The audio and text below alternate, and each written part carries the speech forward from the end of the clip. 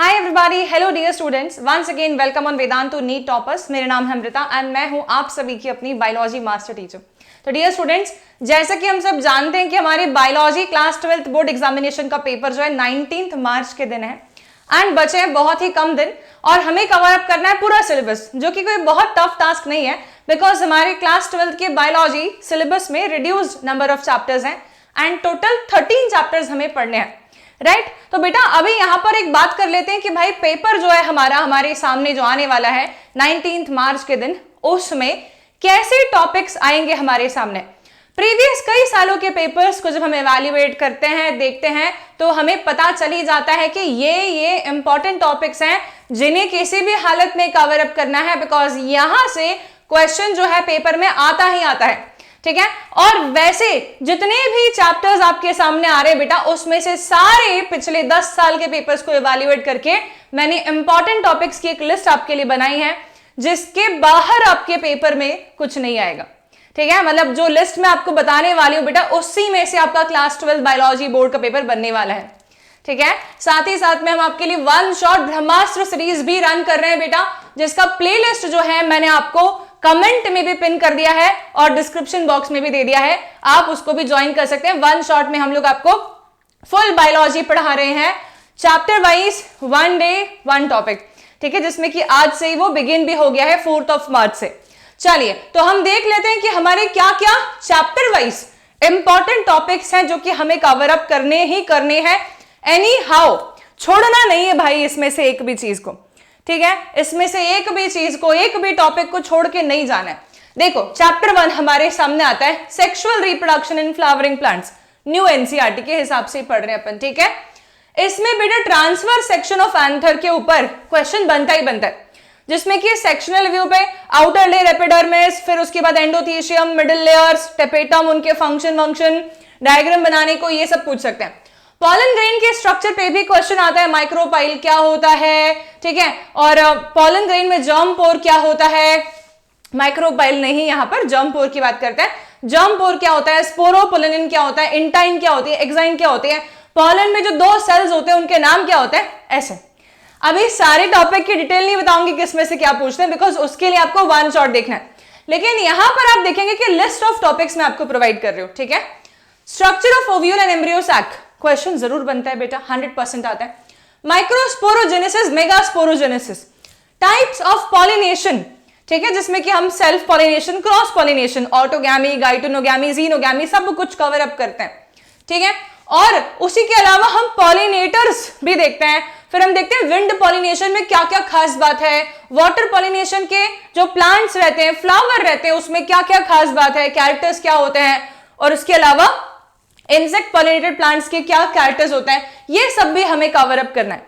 Then आता है artificial hybridisation, जिसमें कि 2 टर्म्स हैं सिर्फ, emasculation and bagging technique, question जरूर बनता है। Double fertilization and triple fusion, जिसमें कि आपको डायग्राम बेस्ड क्वेश्चन पूछ सकते हैं, पॉलन पिस्टल इंटरेक्शन पूछ सकते हैं, और पूछ सकते हैं कि फेट क्या होगा एग सेल का और पोलर न्यूक्लियाई का फर्टिलाइजेशन के बाद में, या केवल इनकी डेफिनेशन पे भी क्वेश्चन बन सकता है।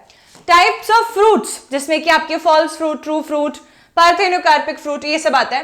एक ये क्वेश्चन बेटा मैंने यहां पर लिखा है ना, ये प्रीवियस कई सालों में भी पूछा हुआ है, साथ ही साथ में मॉडल टेस्ट पेपर्स में भी काफी बारी क्वेश्चन दिखता है हमें कि कितने ओव्यूल और कितने पॉलन की रिक्वायरमेंट होती है कितने नंबर ऑफ सीड बनाने के लिए।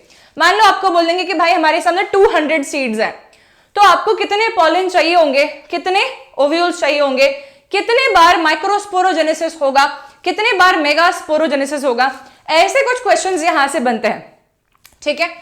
मोनोकॉट एंड डाइकॉट सीड का स्ट्रक्चर, इस पे भी क्वेश्चन बनेगा।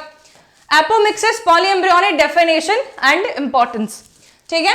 Albuminous and x albuminous seeds के एग्जांपल्स पे क्वेश्चन बन सकता है ऑब्जेक्टिव्स में, या फिर 2 मार्क्स। तो इस तरीके से बेटा ये चैप्टर में आपको ये सारी चीजें कवर अप करनी है। मैं आपको इसका पूरा पीडीएफ भी प्रोवाइड कर दूंगी, आप उसको जब फाइनल रिवीजन करने बैठ रहे हैं तो बेटा ये चेकलिस्ट के तौर पे मानेंगे आप इसको, ठीक है, कि हमारा फुल रिवीजन हो गया। अभी चेकलिस्ट में ये सारे टॉपिक्स में से कोई छूट तो नहीं रहा है, चेकलिस्ट बना करके ये सारे टॉपिक्स को आपको फाइनल डे पे रिवाइज करना है, ओके। नेक्स्ट हम आते हैं चैप्टर 2 की बात कर लेते हैं बेटा। Chapter 2 structure of male and female reproductive system, ठीक है। Memory glands, menstrual cycle, oogenesis, spermatogenesis, fertilization, implantation, stages of embryonic development, morula, blastocyst, gastrula, ये सब स्पर्म का स्ट्रक्चर जिसपे कि एक्रोसोम में क्या फंक्शन, न्यूक्लियस इलोंगेटेड है, हेप्लॉइड है कि डिप्लॉइड है, ठीक है, मिडिल पीस में क्या क्या चीजें होती है, माइटोकॉन्ड्रिया होते हैं, कितने नंबर में होते हैं, क्या काम कर रहे होते हैं, टेल का क्या काम है, etcetera, such kind of questions, parturition, delivery of baby. तो ये सारी चीजें बेटा, ठीक है। अच्छा, मैं आपको प्लानर ऑलरेडी बता चुकी हूं कि हम लोग किस तरीके से ब्रह्मास्त्र सीरीज में कवर अप कर रहे हैं सारे के सारे चैप्टर्स को। इस सेशन के एंड पे मैं वापस से आपको वो पिक्चर दिखा दूंगी जिस सीक्वेंस में हम लोग चैप्टर्स को कवर अप कर रहे हैं। आप लोग मेरे वन शॉट सीरीज में आकर के भी ये चैप्टर्स पढ़ सकते हैं अगर आपने अभी तक कुछ भी नहीं पढ़ा तो, ठीक है, और कुछ पढ़ा है तो भी आ जाना, revision is very important, isn't it.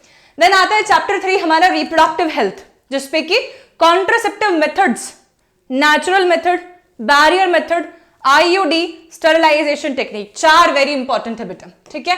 Barrier हो गया, आईयूडी हो गया, स्टरलाइजेशन हो गया, और नेचुरल मेथड भी इंपॉर्टेंट है, ठीक है।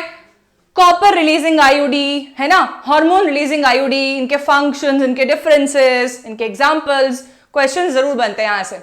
देन एसटीडीज के एग्जांपल्स, कॉजेटिव एजेंट क्या है और इसका एग्जाम्पल क्या है, जो हमारे एनसीईआरटी में देखे रखे हैं, केवल उतना करना बेटा, बिकॉज नीट के लेवल पे हम इस टॉपिक को थोड़ा एक्सपांडेड पढ़ते हैं, पर बोर्ड एग्जामिनेशन में केवल एनसीईआरटी।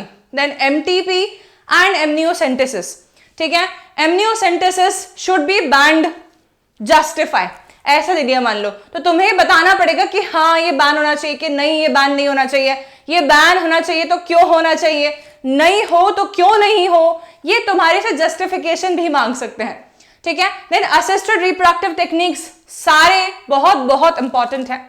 ये तुम्हारे पास क्वेश्चन 5 मार्क्स में भी आ सकता है, 3 मार्क्स में भी आ सकता है, ऑब्जेक्टिव्स में भी आने वाला है, ठीक है। तो एआरटीज, सारे एआरटीज आपको करने हैं, गिफ्ट हो गया, जिफ्ट हो गया, है ना, आईयूटी हो गया, आर्टिफिशियल इंसेमिनेशन हो गया, आईसीएसआई हो गया, सब कुछ। देन आता है chapter 4 principles of inheritance and variation.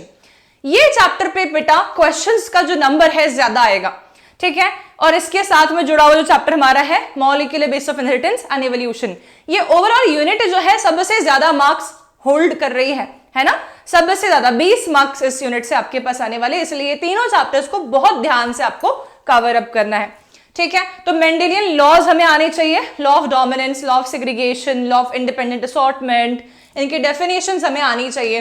Then contrasting set of characteristics में पी प्लांट के जो कैरेक्टर मेंडल ने चूज किए थे उसमें पूछ सकते हैं कि भाई राउंड शेप डोमिनेंट है या रिंकल्ड शेप डोमिनेंट है, फ्लावर में वॉयलेट डोमिनेंट है या फिर व्हाइट डोमिनेंट है, like that questions can be asked. Then बेटा मोनो हाइब्रिड क्रॉस आपको बनाने के लिए देंगे 3 मार्क्स में, 100% देंगे क्वेश्चन। तो इनकम्प्लीट डोमिनेंस एंड को डोमिनेंस पे भी क्वेश्चन बन सकता है इन 3 मार्क्स, ठीक है, इन 3 मार्क्स। लिंकेज के ऊपर क्वेश्चन बन सकता है बेटा 2 मार्क्स में। क्वेश्चन क्या आएगा कि लिंकेज और रिकॉम्बिनेशन कैसे आपस में रिलेटेड है, लिंकेज ज्यादा होगा तो रिकॉम्बिनेशन अपने आप चांसेस कम हो जाएंगे, लिंकेज होता क्या है, ठीक है, ये सारी क्वेश्चंस हमसे पूछे जा सकते हैं, लिंकेज एक्सप्लेन किसने किया, ठीक है। देन बेटा ड्रोसोफिला के ऊपर जरूर क्वेश्चन बन सकता है कि ड्रोसोफिला को हम मॉडल ऑर्गेनिज्म क्यों मानते हैं जब भी हम क्रोमोसोम रिलेटेड स्टडी करना चाह रहे होते हैं तो, ठीक है। देन बेटा सेक्स डिटर्मिनेशन के डिफरेंट टाइप्स पे मैच द कॉलम में क्वेश्चन बनने के चांसेस रहते हैं। ये 4 टाइप के हमारे पास सेक्स डिटर्मिनेशन के जो डिफरेंट टाइप्स हैं, ZZZW बर्ड्स में होता है, ठीक है, XXXY हमारा ह्यूमन में, ड्रोसोफिला में होता है, इंसेक्ट्स में XXXO टाइप होता है, ठीक है, हैप्लोडिप्लॉइडी हनी बी में होती है। तो ये सारे हमारे से पूछे जा सकते हैं। पॉलीजेनिक इनहेरिटेंस प्लियोट्रॉफिज्म पे भी क्वेश्चन बनने के चांसेस रहते हैं ऑब्जेक्टिव बेस्ड। कैसे रहते हैं बेटा, ऑब्जेक्टिव बेस्ड क्वेश्चन यहां से बनने के चांसेस रहते हैं। देन बेटा बड़े मार्क्स में क्वेश्चन तुम्हारा इस चैप्टर में से अगर बना तो या तो वो डाइहाइब्रिड क्रॉस का हो सकता है या तो फिर तुम्हारे से वो कोई ना कोई जेनेटिक डिसऑर्डर एक्सप्लेन करने के लिए बोल सकते हैं, जिसमें कि मेंडेलियन डिसऑर्डर्स भी शामिल है बेटा और हमारे क्रोमोसोमल डिसऑर्डर्स भी शामिल हैं, ठीक है। तो दोनों ही डिफरेंट टाइप के डिसऑर्डर्स को आपको पढ़ना है। ये सब चीजें मैं आपको वन शॉट सीरीज में करवाने वाली हूं, आपको बिल्कुल टेंशन नहीं लेनी। अगर आपने नहीं पढ़ा है तो आप वन शॉट में आके बैठ जाओ। 4 से 7 बजे तक हम वन शॉट सीरीज रन कर रहे हैं, जिसमें कि एकता मैम भी पढ़ा रही है, मैं भी पढ़ा रही हूं। हम लोगों ने चैप्टर्स डिवाइड कर रखे हैं, ठीक है, तो आप वो दोनों टीचर्स से, हम दोनों से पढ़ सकते हैं। देन आता है चैप्टर 5, इस पे Watson and Crick double helical model of DNA पे बेटा डायग्राम बनाने के लिए जरूर देते हैं, ठीक है, डायग्राम ऑल्सो लिखना था यहाँ पे, है ना। देन हिस्टोन, कौन से अमीनो एसिड होते हैं? बेसिक अमीनो एसिड होता है। कैसा चार्ज होता है? पॉजिटिव चार्ज होता है। अमीनो एसिड के नाम क्या है भाई? Lysine, arginine. ये क्वेश्चन कई सालों से पूछा जा रहा है और इस साल भी पूछे जाने के चांसेस बनते हैं, ठीक है। डायग्राम भी दे सकते हैं हिस्टोन का और पूछेंगे कि H1 कौन है इनमें से, ऑक्टामेरिक हिस्टोन कौन सा है, डीएनए कौन है, ठीक है, तो डायग्राम बेस पे से बन सकता है।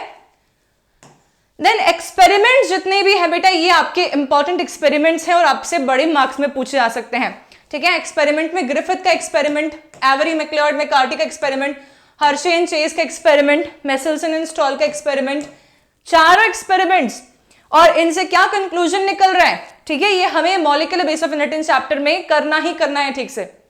देन आता है जेनेटिक कोड के फीचर्स क्या है ना, कि जेनेटिक कोड जो है वो हम बोलते हैं डीजेनरेट है, ठीक है, उसमें इनिशिएटर कोडॉन भी होता है, स्टॉप कोडॉन्स भी होते हैं, सारे के सारी बातें आपको जो पॉइंट बाय दे रखे हैं, point by point salient features, वो सब बता रहे हैं। देन टीआरएनए अडेप्टर मॉलिक्यूल में बेटा 2 या 3 मार्क्स में क्वेश्चन बन सकता है, किसका स्ट्रक्चर क्या है, इस पे क्या क्या बाइंडिंग साइट्स हो सकती हैं, टीआरएनए के ऊपर शॉर्ट नोट, है ना, ऐसा कुछ हमारे सामने क्वेश्चन बन सकता है। देन बेटा transcriptionally regulated model lac operon जो है, वेरी इंपॉर्टेंट टॉपिक, जिसपे कि क्वेश्चन बनने के चांसेस बहुत स्ट्रॉन्ग रहते हैं। सेंट्रल डोगमा पे ऑब्जेक्टिव बेस्ड क्वेश्चन बन सकता है। डीएनए फिंगरप्रिंटिंग स्टेप्स, बड़े मार्क्स में क्वेश्चन जरूर बनने के चांसेस रहते हैं डीएनए फिंगरप्रिंटिंग के स्टेप्स पे।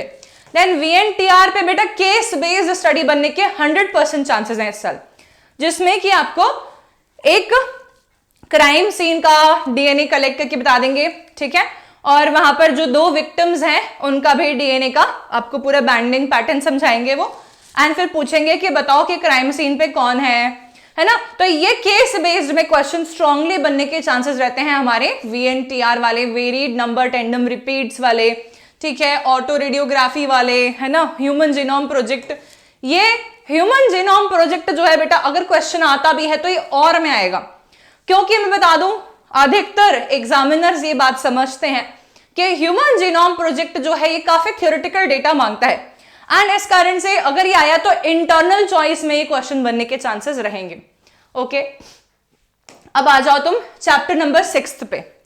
चैप्टर नंबर 6 पे बेटा यहां आ गया 6, कोई बात नहीं।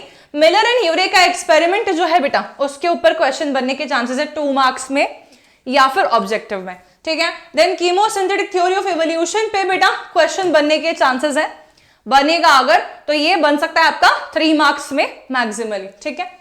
होमोलोगस एनालोगस ऑर्गन्स की डेफिनेशन 2 मार्क्स में या 3 मार्क्स में आ सकती है। डाइवर्जेंट कन्वर्जेंट इवोल्यूशन का भी पूछ सकते हैं वो हमसे इसमें। देन डार्विनिज्म और म्यूटेशन के बारे में, हार्डी वेनबर्ग इक्विलिब्रियम के बारे में भी क्वेश्चन आता है, ये बड़े मार्क्स में आ सकते हैं कि फैक्टर्स कौन कौन से होते हैं जो कि अफेक्ट करते हैं हार्डी वेनबर्ग इक्विलिब्रियम को, एक्सप्लेन इन डिटेल, ठीक है। तो हमें सारे के सारे फैक्टर्स बताने, like mutation, natural selection, genetic recombination, ठीक है, वो सब आपको बताने 5 factors. Natural selection graphical form में रहता है बेटा, ये तुम्हारे पास बड़े मार्क्स में भी आ सकता है, या तो फिर ये आपके केस बेस्ड में आ सकता है, ठीक है, या तो ये केस बेस्ड में आ सकता है या तो ये बड़े मार्क्स में आ सकता है। फाउंडर्स इफेक्ट, ह्यूमन इवोल्यूशन, और एक बहुत ही इंपॉर्टेंट चीज मैंने यहां पर लिखना भूल गई हूं, जो मेरे दिमाग मुझे बोल रहा है कि ये क्यों नहीं लिखा तुमने, वो है अडैप्टिव रेडिएशन, ठीक है। मैं गारंटी लेती हूं बेटा तुमने ये सारे टॉपिक्स अगर पढ़ लिए ना तो तुम्हारे को 100% पेपर जिस दिन तुम्हारे सामने आएगा और तुम पेपर दे रहे होगे तो मुझे जरूर याद रखोगे कि मैम ने ये जो टॉपिक्स बताए थे इससे बाहर एक भी चीज हमारी नहीं आई है, ठीक है। तो सारे के सारे टॉपिक्स ध्यान से देख लो, ये सब तुम्हारी चेकलिस्ट में होना चाहिए, तुम्हें ये सब रिवाइज करके जाना ही है फाइनल डे पे। देन आता है चैप्टर 7 हेल्थ, डेफिनेशन क्या होती है WHO के हिसाब से, ये सब। टाइफाइड एंड निमोनिया, क्योंकि 2 ही बैक्टीरियल डिजीज हमारे एनसीईआरटी में देखे रखी है, इनकी कॉजेटिव एजेंट, इनके सिम्टम्स, ये इंपॉर्टेंट होते हैं। Then amoebiasis causative agent, viral disease बेटा इसमें हमारे सामने राइनो वायरस इन्फेक्शन जो है, मतलब कॉमन कोल्ड हो गया, फ्लू हो गया, जो दे के रखे हुए हैं हमारे एनसीईआरटी में, सारे कॉजेटिव एजेंट, बीमारी का नाम और उसके सिम्टम्स। ठीक है, ये इंपॉर्टेंट है। यहां पर भी यही है, एलिफेंटियासिस में हमसे पूछ सकते हैं कि एलिफेंटियासिस कॉजिंग एजेंट क्या है, एलिफेंटियासिस के सिम्टम्स क्या होते हैं, क्या वो ग्रॉस डिफॉर्मिटीज कॉज करता है जेनिटल ऑर्गन्स पे भी, अगर हाँ तो क्यों। ठीक है, तो ये बेसिकली आपसे क्वेश्चन इस प्रकार से पूछेंगे कि वो उस डिजीज के बारे में सारी चीजें आपसे जानना चाहते हैं। ठीक है, देन इसके अलावा बेटा इम्यूनिटी में इन्नेट एंड एक्वायर्ड इम्यूनिटी में डिफरेंट टाइप्स हमसे पूछ सकते हैं, जिसमें कि इन्नेट इम्यूनिटी के बैरियर्स क्या क्या हैं, है ना, physical barrier, physiological barrier, cellular barrier हो जाएगा, देन हमारा कीमोकाइन बैरियर्स होते हैं, ठीक है, केमिकल बैरियर्स। एंटीबॉडी का डायग्राम क्वेश्चन बनाने के लिए पूछ सकते हैं 2 मार्क्स में या फिर ऑब्जेक्टिव में, बड़े मार्क्स में नहीं आएगा, don't worry. Active and passive immunity, ये difference between active and passive immunity 3 marks में पूछ सकते हैं हमसे। वैक्सीनेशन एंड इम्यूनाइजेशन के बारे में हमसे पूछ सकते हैं, डिफाइन करो उसको या एग्जांपल्स बताओ, 2-3 मार्क्स में। एड्स के ऊपर बेटा एक बड़ा अकाउंट हमारे से पूछा जा सकता है कि explain in detail the structure of HIV virus and how it causes the transmission of the disease AIDS, what are the symptoms and is it curable or not, ये सारी चीजें इकट्ठी। कैंसर के बारे में भी सेम बेटा, what is cancer, benign and malignant cancer में डिफरेंस बताना है, मेटास्टेटिक कैंसर क्या होता है, ठीक है, क्या सारे ट्यूमर्स कैंसर्स होते हैं, जस्टिफाई, ऐसे करके इस टॉपिक पे से भी बहुत सारे छोटे छोटे क्वेश्चंस उठाए जा सकते हैं। ठीक है, कॉजेटिव एजेंट्स कौन होते हैं कैंसर के, जिसमें हम बोलते हैं carcinogens. Drug and alcohol abuse पे बेटा क्वेश्चन बन सकता है, ऑब्जेक्टिव बेस्ड बन सकता है या फिर 3 मार्क्स, 5 मार्क्स में ये नहीं आएगा। ठीक है, अच्छा, तो ये हो गया हमारा chapter 7 human health and disease. Chapter 8 पे आ जाते हैं। चैप्टर 8 सबसे इजी चैप्टर है इस दुनिया का, क्लास 12th वाले बच्चों के लिए, वो है माइक्रोब्स एंड ह्यूमन वेलफेयर। पर क्वेश्चन 100% बनता है यहां से। ऑब्जेक्टिव क्वेश्चन भी बनेगा, कहां से बनेगा बेटा, माइक्रोब्स या उसके प्रोडक्ट से बनेगा, जैसे कि लैक्टोबैसिलस, एसिडोफिलस बैक्टीरिया जो है उससे क्या बनता है, तो लैक्टिक एसिड बनता है, कर्ड फॉर्मेशन में हेल्प करता है। सैक्रोमाइसिस सेरेविस ये क्या कहलाता है, बेकर्स ईस्ट भी बोलते हैं, ब्रूअर्स ईस्ट भी बोलते हैं, बिकॉज ब्रेड भी बनाने में हेल्प करता है, अल्कोहल बनाने में भी हेल्प करता है। ऐसे माइक्रो ऑर्गेनिजम्स और उसके प्रोडक्ट बहुत इंपॉर्टेंट है, 1 मार्क्स में आएगा। ठीक है, देन बेटा मैच द कॉलम करके, मैच द कॉलम इसमें से आना ही आना है, तुम देख लेना पेपर में आएगा तुम्हारे सामने। मैच द कॉलम यहां पर से आने ही आना है, एसटीडीज नहीं है, ये क्या लिख दिया मैंने यहाँ पे, एसटीपी है ये सॉरी गाइस। ठीक है, क्या मैंने गलत लिखा है इधर कुछ, एक्चुअली ये सीवेज ट्रीटमेंट प्लांट के बारे में गलती से एसटीडी लिख दिया होगा। तो सीवेज ट्रीटमेंट प्लांट पे बेटा एक्टिवेटेड स्लज क्या होता है, पाथवे बना के पूरा सीवेज ट्रीटमेंट प्लांट बताओ, या फिर फ्लो चार्ट के फॉर्म में, बड़े मार्क्स में, बड़े मार्क्स पे क्वेश्चन बन सकता है ये वाला। और बेटा बायोगैस प्लांट पे तुम्हारे पास क्वेश्चन बन सकता है 2 या 3 मार्क्स में, बड़े मार्क्स में नहीं बनेगा। ठीक है, तो ये आपको सारी बातें पता होनी चाहिए कि कहां कहां से हमारे माइक्रोब्स एंड ह्यूमन वेलफेयर में क्वेश्चन आ रहे हैं। अब आता है चैप्टर 9 हमारे सामने, बायोटेक्नोलॉजी प्रिंसिपल्स एंड प्रोसेसेस वाला, जिसपे कि आपका Stanley Cohen and Herbert Boyer का एक्सपेरिमेंट बहुत बहुत इंपॉर्टेंट है। ठीक है, वो बोलेंगे फर्स्ट आरडीएनए एक्सपेरिमेंट सक्सेसफुली किसने कंडक्ट किया, उसने क्या होस्ट यूज किया, उसने क्या जीन ऑफ इंटरेस्ट यूज किया, उसने क्या वेक्टर इस्तेमाल किया, है ना, ये सब चीजें आपसे पूछी जा सकती हैं। रेस्ट्रिक्शन एंडोन्यूक्लियस एंजाइम के बारे में कि पैलिंड्रोमिक सीक्वेंसेस को सर्च करते हैं, वो है ना, वो न्यूक्लिक एसिड को बीच में से कट करते हैं, स्पेसिफिक साइट पे कट करते हैं, ये सब हमारे से पूछ सकते हैं कि रेस्ट्रिक्शन एंडोन्यूक्लियस क्या होते हैं, केमिकल नाइफ क्यों बोलते हैं उनको हम। देन जेल इलेक्ट्रोफोरेसिस पे क्वेश्चन बनेगा ऑब्जेक्टिव बेस्ड, है ना। वेक्टर को एक्सप्लेन करने के लिए पूछ सकते हैं बेटा हमें PBr322 का डायग्राम बना के बताना है पूरा, उसको वेल लेबल, ये भी पूछा जा सकता है। देन सिलेक्टेबल मार्कर में इंसर्शनल इनएक्टिवेशन में एंटीबायोटिक रेजिस्टेंस जीन वाला भी क्वेश्चन पूछ सकते हैं, एंड ब्लू व्हाइट स्क्रीनिंग भी पूछा जा सकता है। दोनों चीजें ठीक से पढ़नी है, ध्यान से पढ़नी है। ठीक है, देन आता है बेटा आरडीएनए टेक्नोलॉजी के स्टेप्स क्या क्या होते हैं। ठीक है, ये बड़े मार्क्स में आएगा, ये बड़े मार्क्स का कैंडिडेट क्वेश्चन है। पीसीआर पॉलीमरेज चेन रिएक्शन के स्टेप्स बताओ, डीनेचुरेशन, अनीलिंग, है ना, और हमारा पॉलीमराइजेशन, यहां से भी केस बेस्ड क्वेश्चन बनने के चांसेस रहते हैं। बायोरिएक्टर्स और डाउन स्ट्रीमिंग प्रोसेस पे से ऑब्जेक्टिव बेस्ड क्वेश्चन बनने के चांसेस रहते हैं। टीआई प्लाज्मिड के ऊपर 3 मार्क्स पे क्वेश्चन बनने के चांसेस रहते हैं। ठीक है, देन आता है चैप्टर नंबर 10 हमारा बायोटेक्नोलॉजी एप्लीकेशंस वाला जो है। बेटा यहां पर बीटी कॉटन पे तो 100% क्वेश्चन बनेगा कि बैसिलस थ्यूरिनजिएंसिस के माध्यम से हम प्लांट्स को कैसे इंसेक्ट रेजिस्टेंट बनाते हैं। ठीक है, बीटी कॉटन को बताना, एलाबोरेट करो उसको, मैकेनिज्म क्या है उसमें, तो ये भी पूछ सकते हैं। रोजी काउ पे कि वो कौन सा प्रोटीन एक्सप्रेस करती है, ऑब्जेक्टिव क्वेश्चन आ सकता है। अल्फा 1 एंटीट्रिप्सिन पे ऑब्जेक्टिव क्वेश्चन आ सकता है बेटा कि किसके ट्रीटमेंट में इस्तेमाल करते हैं, एम्फाइजिमा के ट्रीटमेंट में इस्तेमाल करते हैं। आरएनए इंटरफेरेंस के ऊपर 3 मार्क्स में क्वेश्चन बन सकता है और ऑब्जेक्टिव भी बन सकता है। जीन थेरेपी 100% क्वेश्चन बनेगा यहां से आपका 3 मार्क्स में 100%।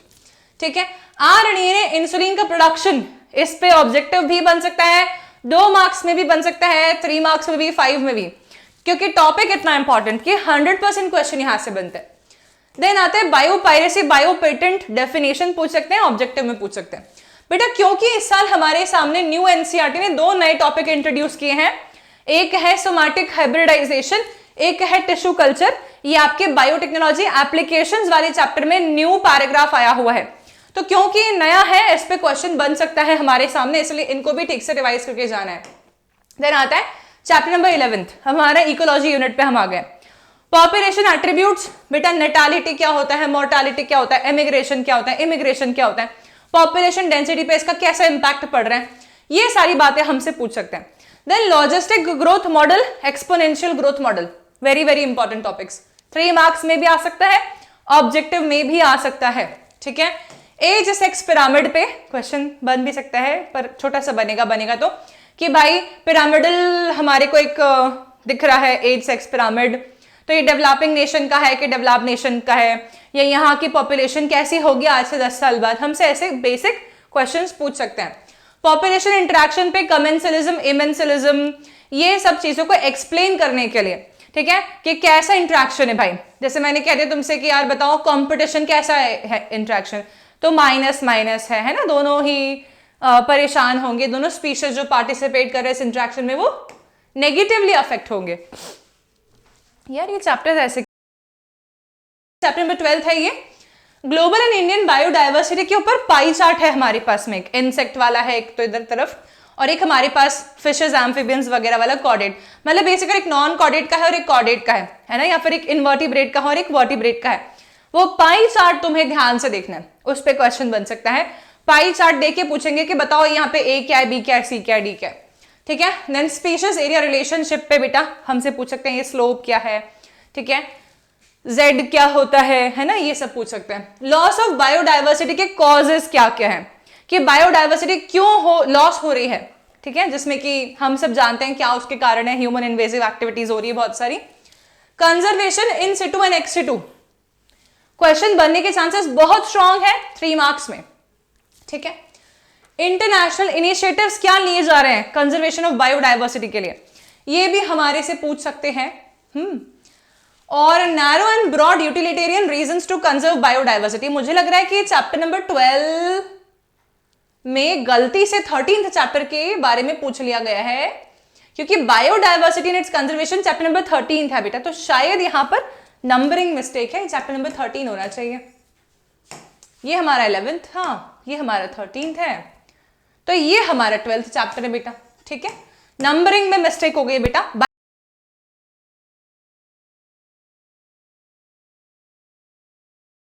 पिरामिड, एनर्जी फ्लो, डिकम्पोजिशन, ये सब चीजें। अब तुम बोलोगे मैम इतना सारा आपने लिस्ट दे दिया हमको, अब हम क्या करें इस लिस्ट का। तुम्हें हमारे 1 शॉट रिवीजन सीरीज जो हम रन कर रहे हैं वो अटेंड करनी है पूरी, स्टार्टिंग से लेकर के एंड तक। ठीक है, चालू हो गई है 5 मार्च से बेटा। आज आपको एकता मैम ने सेशन ले लिया है 4 बजे से 7 बजे तक, है ना। कल मेरा सेशन रहेगा 6 मार्च के दिन, ह्यूमन रिप्रोडक्शन 1 शॉट में पूरा कवर अप कराऊंगी थ्योरी, उसके पीवाईक्यूज भी करवाने वाली हूं और डाउट्स भी लूंगी। ठीक है, साथ में समरी भी बताऊंगी कि कहां पे से कैसे क्वेश्चंस आते हैं। तो तुम्हें क्या करना है, जब 1 शॉट देख रहे हैं, है ना, 1 शॉट देखोगे तुम्हारे ये सब डेटा कवर अप हो जाएगा। और ये जो पीडीएफ है ना, तुम देख लेना, डाउनलोड कर लेना, और जैसे तुम्हारा सिलेबस पूरा खत्म होता है तुम एक टिक मार्क बनाना चालू करना कि मेरे कौन कौन से टॉपिक्स कवर अप नहीं हुए और कौन कौन से हो गए हैं। तुम ये देखोगे तुम्हारे सारे टॉपिक्स हमने कवर अप करा दिए होंगे यहां से। ठीक है, चलिए ऐसे आप देख सकते हैं बेटा, पूरा का पूरा सीक्वेंस आपको मैंने बता दिया है किस तरीके से हम लोग प्रोसीड ऑन करने वाले हैं।